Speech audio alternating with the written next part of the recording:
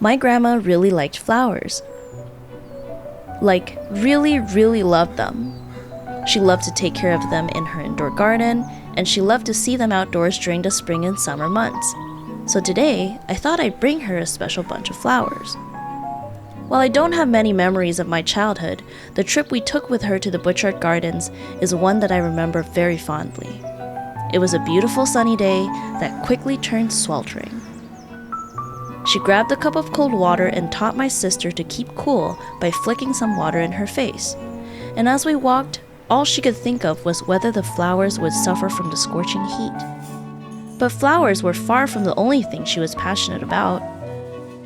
Having lived through World War II, she recounted many difficult times during her childhood. But more and more I realized that the way she went on to embrace joy and creativity throughout her life is one of the only reasons I have the courage to embrace my life today.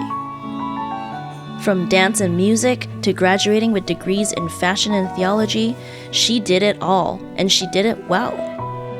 She didn't marry for money and became a pastor's wife.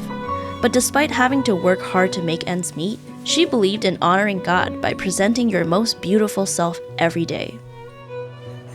There was no place she wasn't willing to go and no job she wasn't willing to do. From Taiwan to Brazil to Canada, she loved deeply and gave generously of herself, sometimes too generously to the detriment of her own health. But that's the kind of person she was, selfless, holding nothing back. There's a funny thing life does to a lot of people when they become adults. They lose their playfulness and sense of wonder. But not my grandma. She loved to cackle at reruns of Mr. Bean, reenacted dramatic stories from her past, and never missed a chance to play in the snow. It's hard to be that perfectly balanced as a human being, gentle in nature, but fierce when standing up for the truth, excellent but not perfectionist, wise and deep but also lighthearted.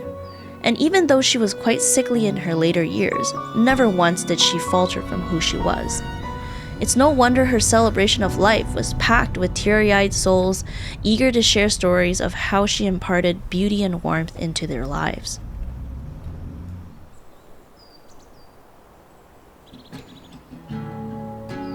I didn't speak at her funeral. I simply couldn't. I was emotionally stunted and nowhere near mature enough to put my grief into words. But more importantly, I was too young to realize how important her impact on my life would be. Years of trial and error and a lengthy existential crisis later, my search for healing finally led me back to my grandma. As I ventured deeper into my path as a creative, I often despaired that there was a distinct lack of mentors or creative people around me.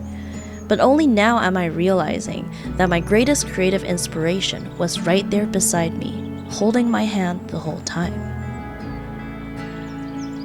In my search for an artist name, I wanted to pay tribute to my grandma. And just as swallowbirds carry symbolism for resilience and hope, that was exactly what her life came to represent.